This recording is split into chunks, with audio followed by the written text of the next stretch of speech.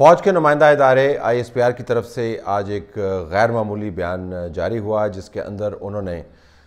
X army chief general Qamar Javed Bajwa کے بیانات کی وضاحت کی۔ یہ تنازع اس وقت اٹھا جب حامد میر اور نسیم زہرا کے درمیان ایک انٹرویو کی صورت میں کنورسیشن میں یہ بات سامنے آئی حامد میر کی طرف سے کہ جنرل باجوہ نے ان کو ہندوستان پالیسی کے بارے میں کیا بتایا، کشمیر پالیسی کے بارے میں کیا بتایا ان کو اور دوسرے صحافیوں کو، اور فوج کی جو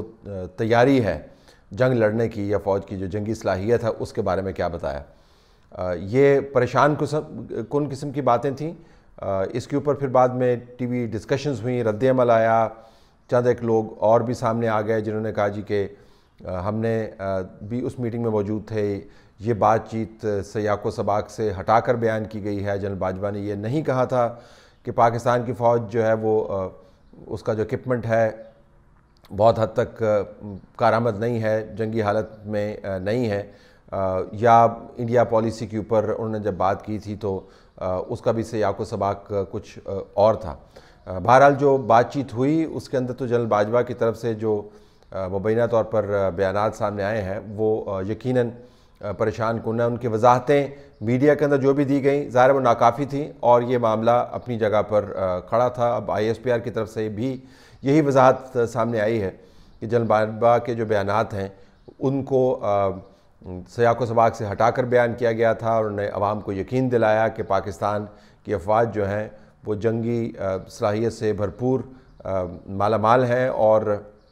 مستعد ہیں، نہ اکوپمنٹ کا کوئی معاملہ ہے نہ موریل کا کوئی معاملہ ہے، تو جنگی صلاحیت کے بارے میں کسی قسم کا کوئی سوال نہیں اٹھتا۔ بہت اچھی بات ہے یہ ری ایشورنس دی گئی، لیکن بڑا سوال یہ پیدا ہوتا ہے کہ اس ری ایشورنس کو دینے کے لیے جو ضرورت محسوس ہوئی، کیونکہ ISPR آپ نے دیکھا بہت rare under the new high command وہ بات کرتا ہے۔ ایک پریس بریفنگ پچھلے دنوں میں ہوئی، اس کا تعلق بھی پاکستان کی خارجہ پالیسی سے تھا، پاکستان کے اندر ہونے والی دہشت گردی کے معاملات سے تھا، کچھ سیاسی معاملات بھی یا نیم سیاسی معاملات بھی سامنے آئے جس کے اندر ریٹائرڈ فوجی افسران کے گروپس یا تنظیموں کا سیاسی رول اختیار کرنا ہے، یا یہ الزامات کہ فوج سیاسی طور پر جھکاؤ رکھتی ہے اس کی بھی وضاحت کی گئی، لیکن بہت ریئر ہے کہ اس قسم کا بیان ہے۔ اب یہ جو بیان ہے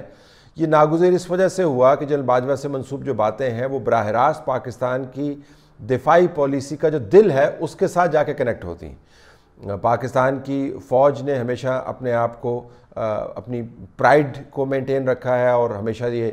ان کا بیانیہ رہا ہے کہ جہاں پر جنگی معاملات ہیں مکمل طور پر وہ ناقابل تسخیر قسم کے دفاعی جو ان کے پیمانے ہیں انہوں نے رکھے ہوئے ہیں، اور دشمن جو ازلی دشمن ہم کو کہتے ہیں ہندوستان سے لڑنے کی صلاحیت تو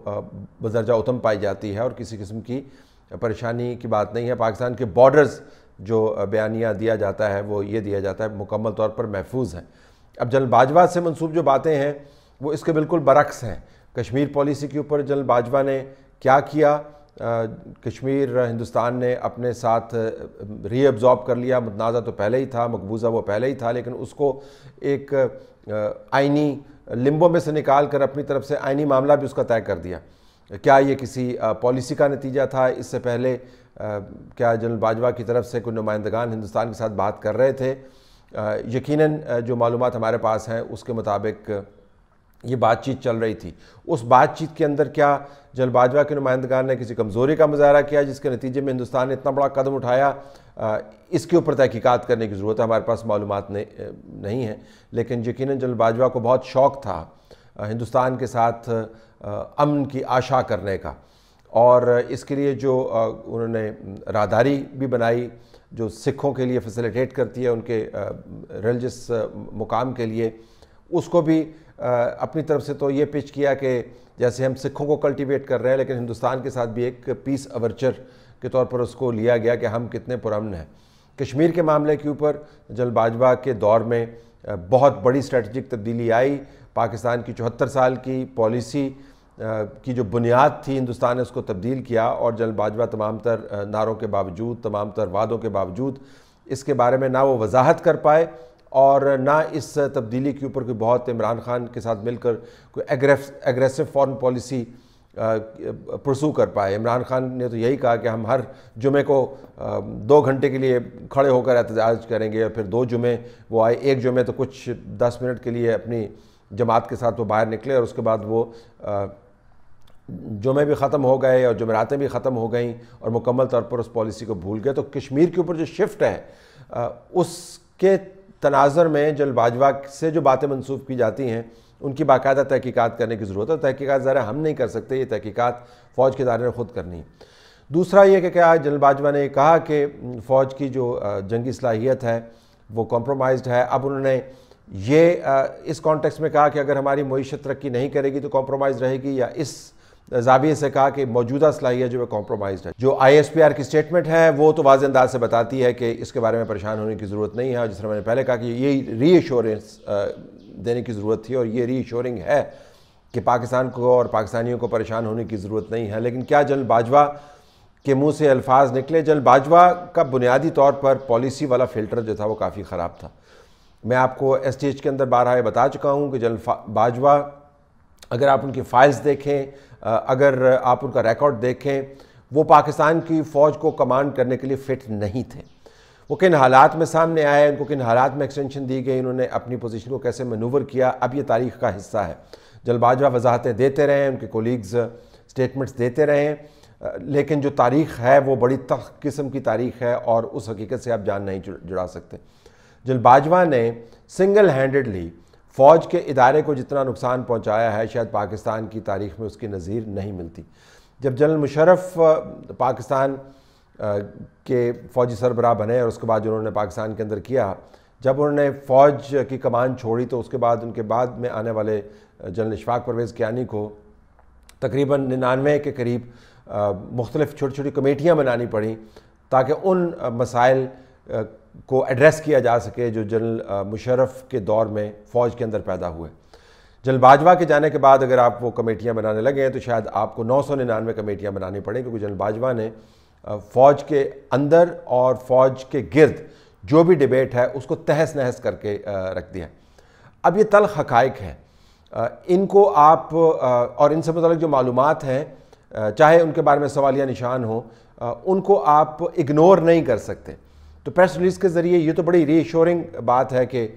ہمارا دفاع جو ہے مضبوط ہے، ناقابل تسخیر ہے، جنگی صلاحیت ہماری اپنی جگہ پر انٹیکٹ ہے، لیکن جنرل باجوہ جو کچھ کہتے رہے اور جو کچھ کرتے رہے اس کا امپیکٹ فوج کے ادارے کے اوپر بہت عرصے تک موجود رہے گا۔ تو جو کرنے کی ضرورت ہے وہ صرف پریس ریلیز کا اجرا کرنے کی ضرورت نہیں ہے، بنیادی طور پر جنرل باجوہ کا احتساب کرنے کی ضرورت ہے، اور احتساب فوج از خود کر سکتی ہے۔ احتساب اس وجہ سے نہیں کہ وہ سیاسی طور پر متنازع ہیں، احتساب اس حوالے سے کہ انہوں نے اپنے عہدے سے کیسے وفا نہیں کی اور کس طرح وہ اتنے اہم ترین معاملات کو بیچ چوراہے بیٹھ کر ڈسکس کرتے رہے اور جن کی کوئی حقیقی بنیاد بھی نہیں تھی، اپنے آپ کو جسٹیفائی کرتے رہے، اپنے آپ کو بڑا زبردست سٹیٹسمنٹ ثابت کرتے رہے۔ تو معاملہ جنرل باجوہ کی شخصیت کا نہیں ہے، اگر کسی ایک شخص کا معاملہ ہوتا تو آپ اس کو اگنور کر دیتے اور آپ اس کو تاریخ کے جو الاؤ ہیں اس کے اندر جھونک دیتے اور وہ خود سے بھسم ہو جاتا اگر اس کی یہی قسمت ہے، یا اگر تاریخ نے اس کے سر پر تاج پہنانا ہے تو تاج پہنانے کی رسم کے اندر آپ شریک ہوتے اور اس کو سلام کرتے۔ لیکن ایک ایسے شخص کا ہے جس نے ہر موڑ پر فوج کے ادارے، اس کے سٹینڈرڈ پروسیجرز، اس کے رولز کو بینڈ کیا اپنے مقاصد کے لیے۔ یہ ایک بہت بڑا گھپلا کیا انہوں نے اپنے ادارے کے ساتھ اور اس ادارے کی مرکزیت کو جانتے ہوئے پاکستان کے ساتھ۔ جنرل باجوہ کی لیگیسی کو نہ کوئی جسٹیفائی کر سکتا ہے، نہ جسٹیفائی کرنے کی ضرورت ہے، نہ اس کا برڈن کوئی اٹھا سکتا ہے، نہ اس کا برڈن اٹھانے کی ضرورت ہے۔ جنرل باجوہ اتنا کچھ کرنے کے بعد آرام سے گھر میں بیٹھ کر ریٹائرمنٹ کی زندگی نہیں گزار سکتے۔ تو فوج کے ادارے کو پریس ریلیز جاری کرنے کے ساتھ ساتھ کہیں نہ کہیں جا کر یہ بھی ریفلیکٹ کرنا ہوگا کہ جنرل باجوہ جیسے لوگ کیسے اس کے بہترین نظام کے اندر سے نکل کر اوپر آ جاتے ہیں، وہ فلٹرز کیسے ہیں جو تمام تر سختی کے باوجود ایک آدھ شخص جو ہے اس کو اتنی کھلی چھوٹ دے دیتے ہیں کہ وہ دھما چوکڑی مچائے اور بل ان چائنا شاپ والا کردار ادا کرے، اور جس ادارے نے اس کو اتنی عزت دی ہے، جس ادارے پر اتنا ریلائی کیا جاتا ہے، جس ادارے کی اتنی مرکزیت ہے، اس ادارے کے نظام کو درم برم کرے اور پاکستان کے دفاعی معاملات کو وہ اپنے رشتہ داروں کے مابین ہونے والی گپ شپ کے طور پر ٹریٹ کرے۔ یہ ایک بہت بڑا ایشو ہے۔ تو نیوٹرلٹی کی اس فیز کے اندر بہت ضروری ہے کہ جنرل باجوہ جیسے کرداروں کا باقاعدہ احتساب کریں اور ان کو واقعتاً ایک ایگزامپل بنائیں کہ فوج کے ادارے کے اندر جو احتسابی عمل ہے وہ صرف ایگزسٹنگ فورسز کا ہی نہیں ہے، ایگزسٹنگ ڈسپلن کا ہی نہیں ہے، لیکن اگر کہیں ماضی میں بھی بریچ ہوتی ہے اور بڑی گراس بریچ ہوتی ہے تو اس کا بھی احتساب کر سکتے ہیں۔ جب تک یہ نہیں ہوگا تو جنرل باجوہ کی لیگسی فوج کے ادارے کو ہانٹ کرتی رہے گی۔ ہر انٹرویو کیے اوپر آپ پریس ریلیز جاری نہیں کر سکتے۔ جنرل باجوہ نے اپنے ٹینیور کے اندر بہت ساری باتیں کی ہیں، ریکارڈ کا حصہ ہیں، اس کے ایویڈنسز موجود ہیں، اس کے آئی وٹنسز موجود ہیں، اور انکنٹیسٹیبل وہ باتیں ہیں، اور ان باتوں میں سے اگر 2% بھی سامنے آ جائیں تو اس سے بڑا تہلکہ مچ سکتا ہے جو آج کل مچا ہوا ہے۔ تو بہت ضروری ہے کہ جنرل باجوہ کا باقاعدہ احتساب کیا جائے، ان تحفے تحائف سے لے کر جو سیاستدانوں کی طرف سے مبینہ طور پر دیے گئے، اس مال متاع سے لے کر جو اکٹھا کیا گیا، اگر اکٹھا کیا گیا، اس پالیسی کے پیرامیٹرز کی وائلیشن تک جو مبینہ طور پر کی گئی، اگر کہیں پر آپ کو بریچ نظر آتا ہے تو اس کا احتساب ہونا چاہیے۔ جب تک یہ نہیں ہوگا، انٹرنل کلنزنگ نہیں ہوگی، عمل تطہیر کا آغاز نہیں ہوگا، صرف پریس ریلیز جاری کرنے سے وہ ڈیمیج لمٹ نہیں ہوگی جو جنرل باجوہ نے بدقسمتی سے 6 سال اس ملک کے اوپر اور اپنے ادارے پر انفلیکٹ کی۔